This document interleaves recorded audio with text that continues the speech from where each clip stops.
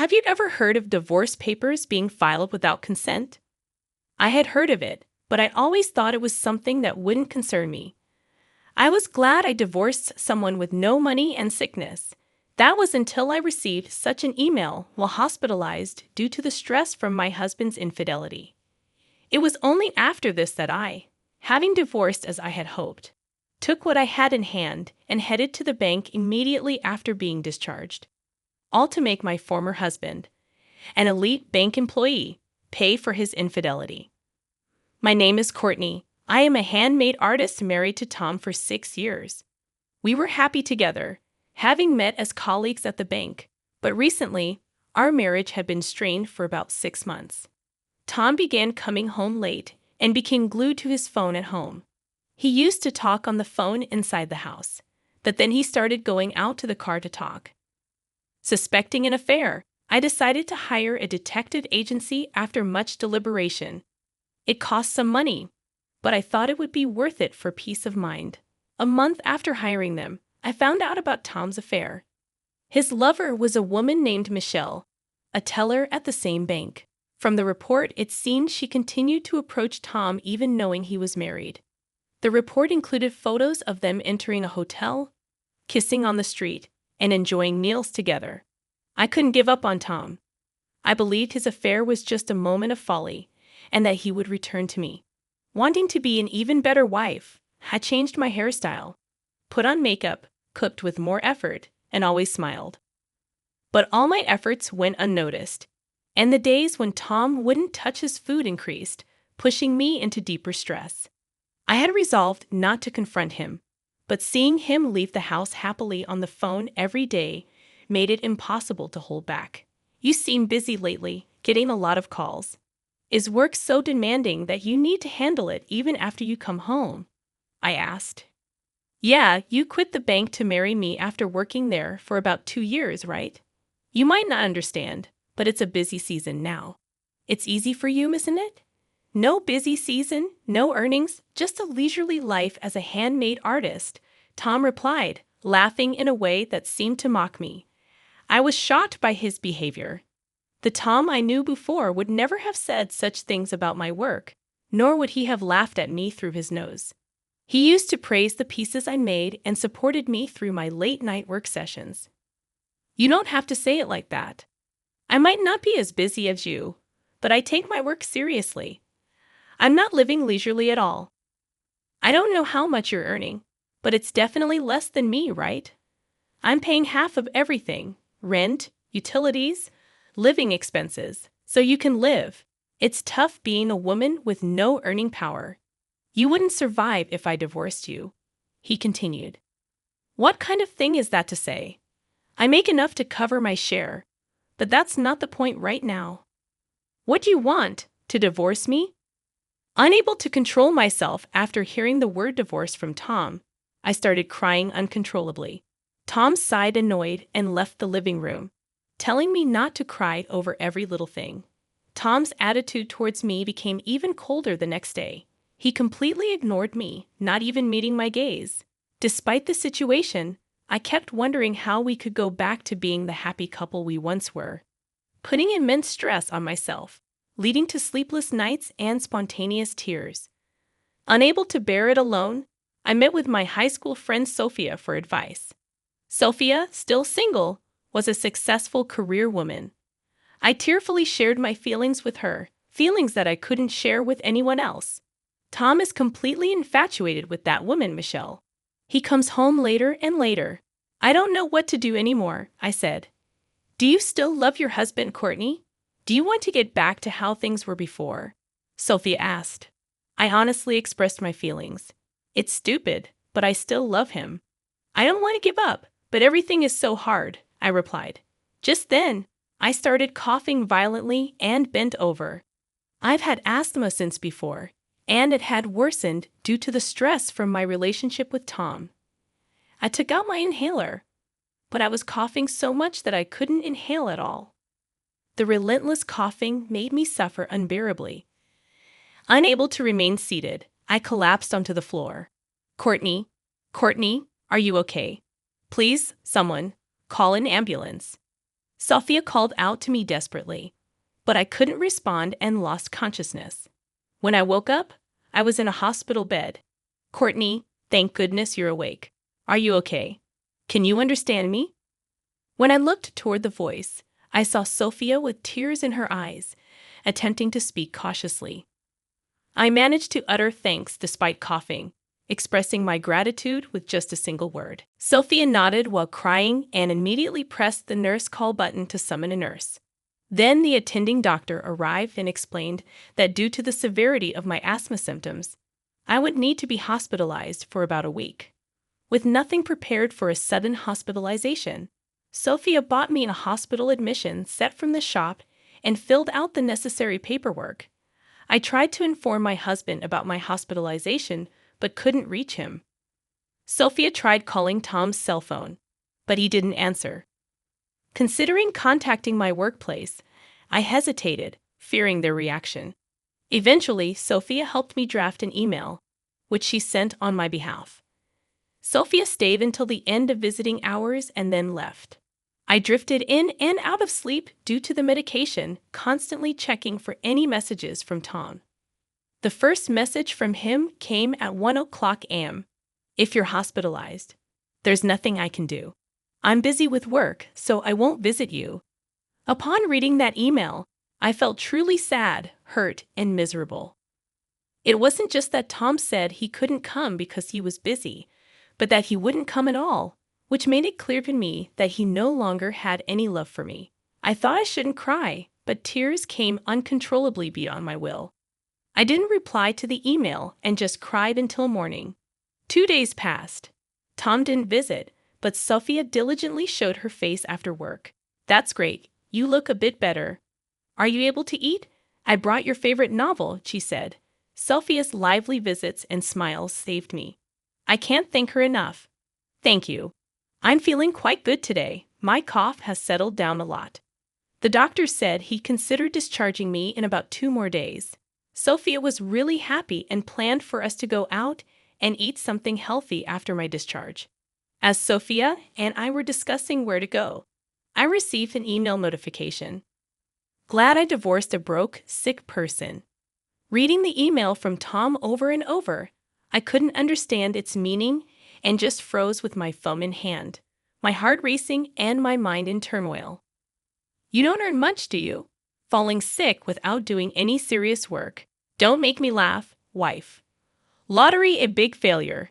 So I filed for divorce. Take care, the email continued. Seeing the follow-up email, I laughed unconsciously. It felt like a farce, getting divorced by Tom while hospitalized for asthma. Tears came along with laughter, and I found myself crying and laughing. Seeing me like that, Sophia shook my shoulders in a panic. What, Courtney? What happened? Are you okay? She asked. I handed my phone to Sophia, showing her the emails from Tom. Reading the message, Sophia's face turned red with anger. Look, Courtney, I know you love your husband. And I didn't want to say anything. But maybe it's time to let go, she said. I understood what Sophia meant. Even though she started crying from the emotion, she managed to put her words together. Just divorce him, Courtney.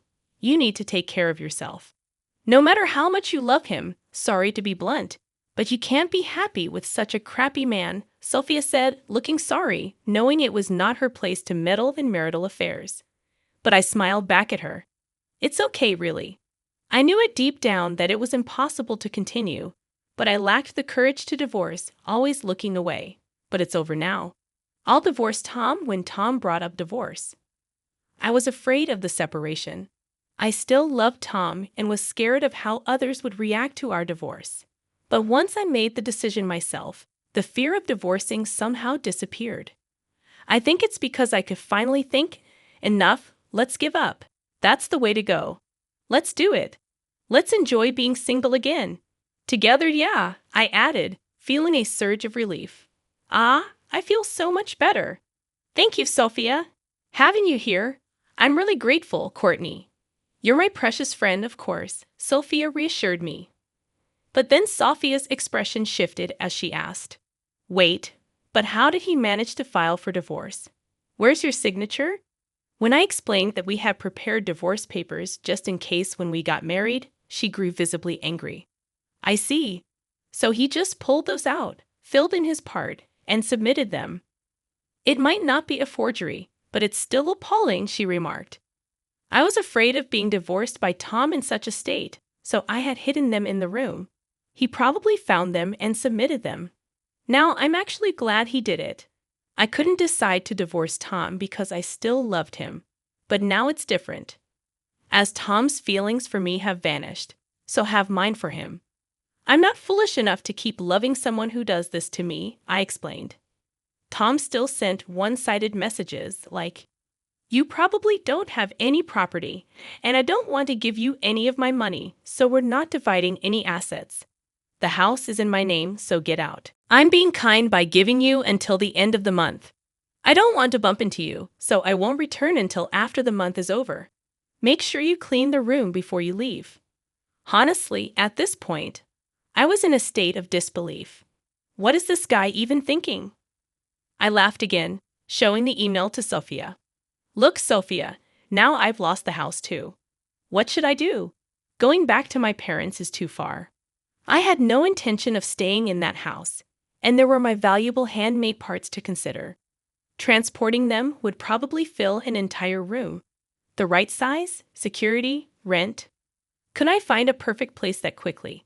I pondered. Sophia smiled. "Have you forgotten where your best friend works? Don't worry, dear customer. I'll find the perfect room for you," she reassured me. "Sorry, I really forgot." "That's right, Sophia. Please help me," I said gratefully. Sophia, being a capable woman who worked in real estate, brought various property listings to my hospital bed. Spreading them out and explaining them to me until my discharge, we managed to find a place close to my preferences. Since I needed certain documents I couldn't get until after discharge, I decided to stay at Sophia's place in the meantime. I'm really sorry. I apologized to Sophia, feeling grateful for her support and guidance during such a difficult time. "I keep causing you trouble. It's okay. I have good sales, right? I've been here second longest after the manager. Sorry, rental agreements take time because there's a lot of paperwork and an inspection process. You can stay at my place as long as you need until everything is settled." "Thank you so much. If there's anything I can do, just let me know. Just take care of yourself for now. Let's take it easy. So, how have things been? Any more contact from your ex-husband?" "No, not a single word from him. After all, we're strangers now. I do get messages from people from our bank days, though. Apparently, I was branded as a terrible wife. It seems that my ex-husband Tom had reported our divorce at his workplace and blamed me for it. He told people I didn't do housework, didn't contribute financially to the household, yet splurged on my hobbies. He said that any attempt at discussion would end with me getting hysterical and uncontrollable. It's laughable at this point. Who does he think he is to say that? I'd love to remind him who was the one cheating. Sophia seemed to have reached a point where all she could do was laugh. "So, what's your plan? You're not going to let this end here, are you, Courtney? What are you going to do?" Grinning mischievously, Sophia looked at me, and I couldn't help but smile back.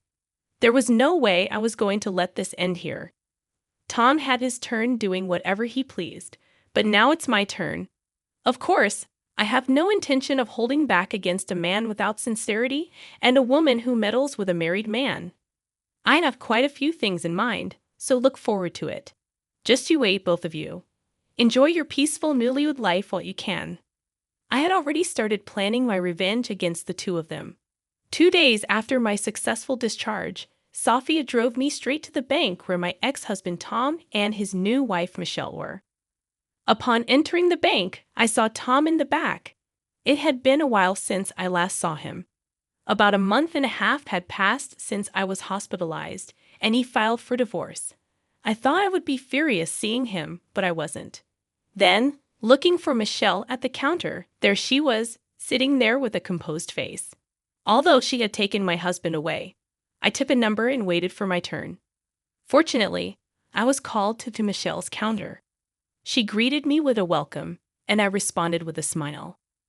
Hello, I'm sorry to bother you, but I'd like to cancel a bank account. Certainly. Is it just one account you wish to cancel? I took a deep breath and projected my voice. No, not just one. I'm here to cancel accounts for all 800 employees of my company. The counter buzzed with whispers at my declaration. Tom looked over, shocked at what he saw.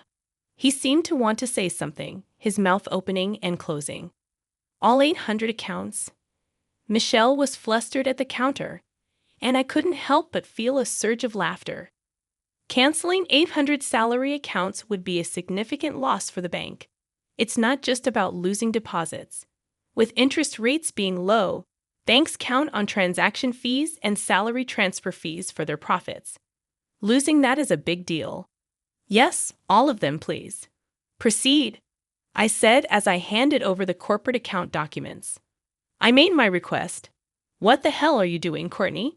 Did you just say something about a company with 800 employees? What's that about? Tom approached the counter, his behavior causing a stir among the other customers in the bank. Oh, long time no see. How have you been? I said calmly. What do you mean? It's exactly as I said. I've been a company president even when I was married to you. It's a handmade business, so I'm both an artist and a president. I spoke the truth at the counter. You're a president? What? I didn't know that. You never said anything about that when we were married, Tom exclaimed. No, I didn't. You used to mock me for being a failing handmade artist, right? I earn more than you do. I didn't want to hurt your pride, so I kept it to myself, I retorted. Michelle, who had no idea who I was, looked at me in shock. She whispered softly, wondering if I was really the person she thought I was. Hello, I'm his ex-wife.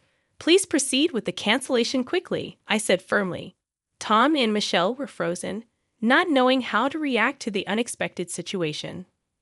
Then I heard a familiar voice, Miss Courtney, it's been a while. You seem well. There stood Mr. Johnson, my boss before I married Tom.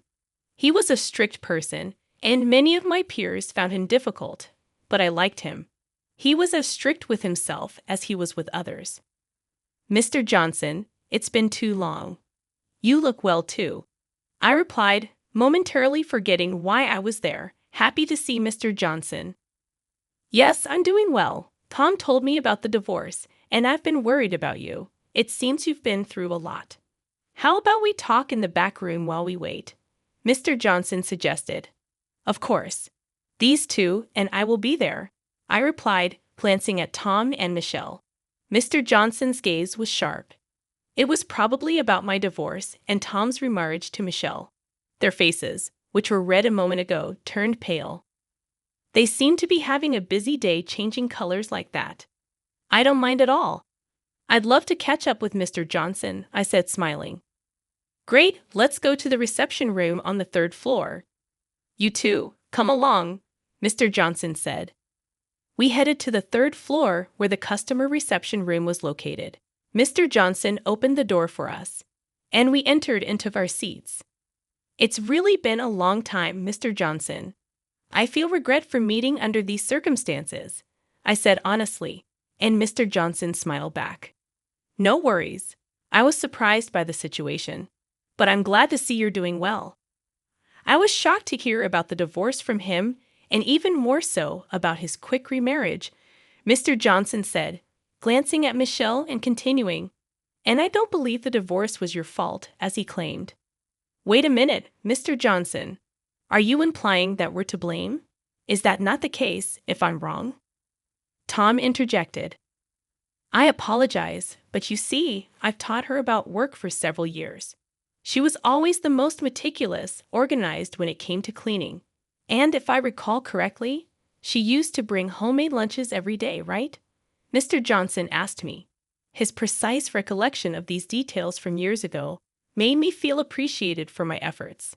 Not doing housework, not contributing financially to the household, but spending on hobbies, and becoming hysterical during discussions. That's what you've been spreading around as the reason for divorce. But Courtney is not like that. Mr. Johnson defended me so firmly that tears welled up in my eyes. It felt overwhelming to have someone who understood. But that's the truth. You only know her from a work perspective, and you might suspect we had an inappropriate relationship, but that's not true. Yes, that's right, I never cheated. I just couldn't stand seeing Tom so down after his divorce. And while I was cheering him up, he proposed. Tom attempted to explain, while Michelle argued her point with tears, like a tragic heroine. Ridiculous. I was the one who was hurt. I interjected, taking out a document about the thickness of a notebook from my bag. Would you like to see this, Mr. Johnson? You too can look as well. Oh, but perhaps there's no need. You're probably well aware of what's in it. I handed over the investigation report from the detective agency to Mr. Johnson, who took it while smoothly dodging Michelle's attempt to grab it. Sit down and be quiet. Mr. Johnson's stern command silenced Michelle, who shrieked and clung to Tom. What is this? You said your wife was too stupid to notice anything. This is not what you told me, Michelle, Tom exclaimed, attempting to defend himself. It's not like that. She really is stupid. I never thought she would do something like this, Michelle added, calling me stupid. Too much, aren't you? Just as I was about to retort, Mr. Johnson's furious shout exploded. The idiots here are you two, cheating on your wife, Tom, and you, Michelle, getting involved with a married man, playing the victim. You two are the offenders, and Courtney is the victim. Thank you for saying everything I wanted to say. It feels refreshing. But may I add something? I asked, feeling empowered by Mr. Johnson's strong support. Of course, say it. I won't stop you, Mr. Johnson encouraged. Grateful for Mr. Johnson's strong support, I continued. He nodded at me vigorously and began reading the report with intense focus, his frown deepening. You called me stupid, but do you think a stupid person can run a company? It turns out you were the one with the lesser income. How much was your salary again? It's $100,000. That's plenty. Tom was so proud of his $100,000 salary, which seemed hilarious to me. Michelle nodded along, seemingly proud as well. Is that so? Well, it's not bad. But mine is $400,000. I have 800 employees, and it's only our 4th year in business, the handmade business you look down on. I started a company with my friends. $400,000. I revealed, watching Tom and Michelle's faces drop in disbelief at the revelation that the person they underestimated was actually a company president earning $400,000. Yes, business is booming, so we're planning to hire more staff, I added with a satisfied smile. I thought it would be beneficial to have our employee accounts with your bank, but there's no need to be considerate anymore. So I'm canceling them all, I declared firmly. Tom and Michelle were taken aback by my sudden decision. Just wait a minute. If you cancel, the bank's deposits will increase. Having salary accounts means potential for housing mortgages and such. It's a big loss for the bank if you cancel, Tom tried to reason, seemingly forgetting my background as a former bank employee. It seems he forgot that I used to be a bank employee, the basic knowledge that any bank employee would have. He's making it sound like a revelation, I thought to myself. Yes, I'm aware. It's basic knowledge for a bank employee, isn't it? Are you underestimating me? Why should I be considerate of an ex-husband who cheated and filed for divorce while his wife was hospitalized with asthma? Tom's face paled as he realized his mistake. Michelle began to cry, and Tom, overwhelmed with frustration, prostrated himself, begging for forgiveness. Please, I'm sorry. It was just a fling, you understand, right? She came on to me strongly, and well, I just went along with it, Tom confessed, his voice trembling. Michelle, angered by Tom's admission, lashed out at him, blaming him for their affair. The scene before me was so absurd that I couldn't help but laugh. Ridiculous, utterly ridiculous. Are you kidding me? What value does such a prostration hold, especially when you have no value to begin with? Mr. Johnson intervened, his voice dripping with disdain. Exactly. Having seen incontrovertible evidence, I'll make sure you are punished accordingly. Your affair has led to the bank suffering the disadvantage of mass account cancellation, Mr. Johnson stated firmly. Tom and Michelle could only hang their heads low in shame as they realized the severity of their actions. As our conversation ended, the account cancellations were completed, and I left the bank feeling refreshed. Later, Mr. Johnson informed me that both Tom and Michelle had been dismissed for their misconduct. Unemployed and struggling to make ends meet, they faced the consequences of their actions. Interestingly, Tom continued to send me messages and emails, begging for reconciliation after divorcing Michelle. I ignored his pathetic attempts, forwarding them to Safia for a good laugh. I also filed for compensation through a lawyer, ensuring that Tom didn't get a penny from my company's assets. Divorce wasn't easy, but working hard post-divorce made me realize how happy I am. I even wished I had divorced sooner. Humans are strange creatures indeed. With plenty of money to spend freely and no grievances, I've decided to live my life valuing myself more from now on.